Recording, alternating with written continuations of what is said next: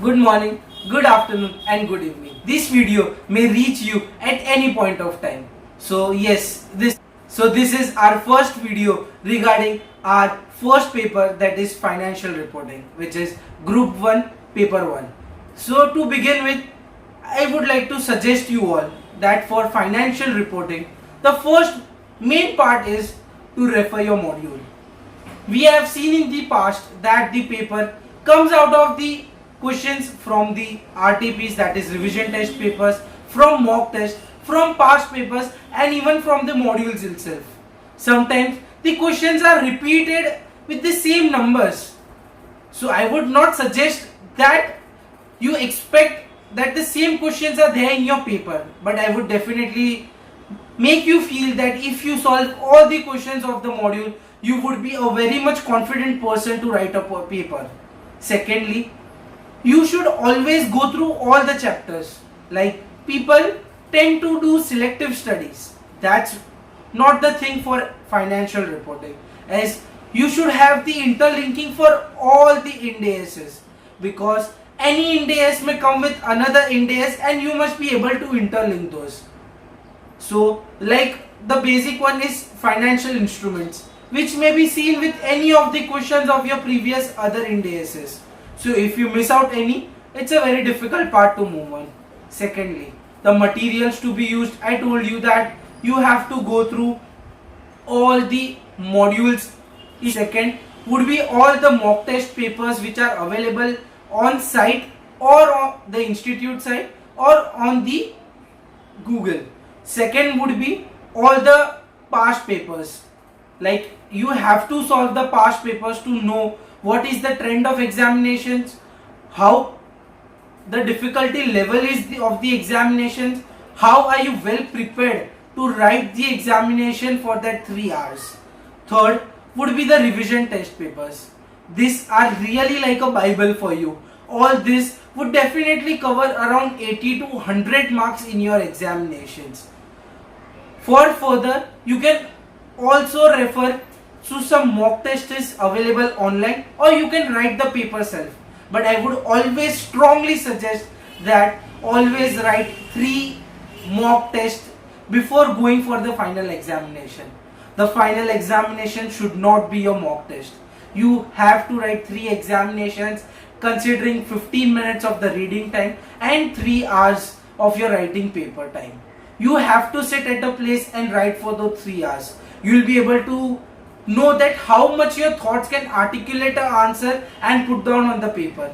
I would say that you can purchase a mock test, or you can just write any of the past papers as a mock test and give to your peers for correction, or you can go find any of your seniors who are already a chartered accountant who may help you, or yes, I am there to help you. You can give me your papers for correction, I'll do it for you. You can contact me on my WhatsApp number, that is 9029288680, or you can email me at heniljain75@gmail.com. So that would be your mock test part. So first is the material, then comes the mock test. Now people do often ask me that how many revisions are required. So to be frank, the number of revisions does not matter. It's your attitude and ability to understand things better. People revise so that they understand things better and they can retain it. The game basically in the CA examinations is about the last time. In FR, you don't have the time limit of 1.5 days to study. You usually take 5 days to study before the paper because it is your first paper. So never hurry up to concise the syllabus or make it short and avoid some chapters. Definitely you can concise it, but not by reducing the number of chapters into it. You have to study all the chapters. So that is the part that you can cover in 5 days. Also try to cover your RTPs, MTPs and past papers into those last 5 days, so that I would not say that you have to go and solve each and every questions, but yes, definitely go through certain sums, certain things where you have written the mock test. Please write your mistakes as a pointers over that, so that you can refer it before your exams, and that would be of a great help to you, so that you avoid the same mistakes into your exams. Now moving forward, I would like to give you one more suggestion, that prepare a YouTube playlist if you are bored reading the module again and again. Yes, hear me out correctly. Prepare a YouTube playlist. I would not recommend any professor in my this video. If you want any recommendations, any help, do contact me. But a YouTube playlist of any professor who covers the module in short, you have to prepare it chapter wise, so that at the time of revision you don't have to read the theory complete part again. Either make your own notes. I was the one who could not prepare my own notes, so I would prefer a professor from a YouTube, any professor. Just type the chapter name, you get some professors revision videos, a short video for an hour or something, maybe 2 or 3 hours. You make it yourself, you make a playlist which suits you best.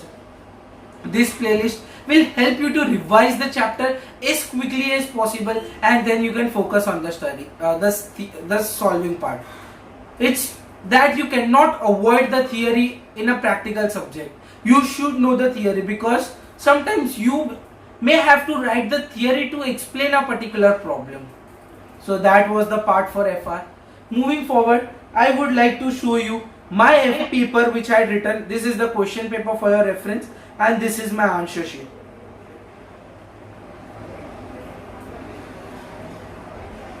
So yes, I had scored 68 out of 100 in my FR paper. You could see the first question itself is a bit theoretical one, because it was on financial instruments and we had to explain things before solving it. So moving it, you can see there are stepwise marking. So another myth, that if I go for a particular amount it's wrong and then I would be getting a 0 for that answer. You are wrong. And yes, it is a digitally evaluated paper. So this, you can see the stepwise marking. You can go through my paper, you can go through my solutions and just check whether, see, I made a cancellations, there was something I gave the accounting entries itself, and yes, every step has some or the other mark. You can see the marks given for stepwise marking. So this would be a really helpful thing. Like I got 9 in my first question, that is 1A. Then I have solved each question on a separate page. 1B. I have quoted the Ind AS number. I would not say that the para number in everything is important. But yes, you give a bit theory part, then you solve your question, then you give your conclusion.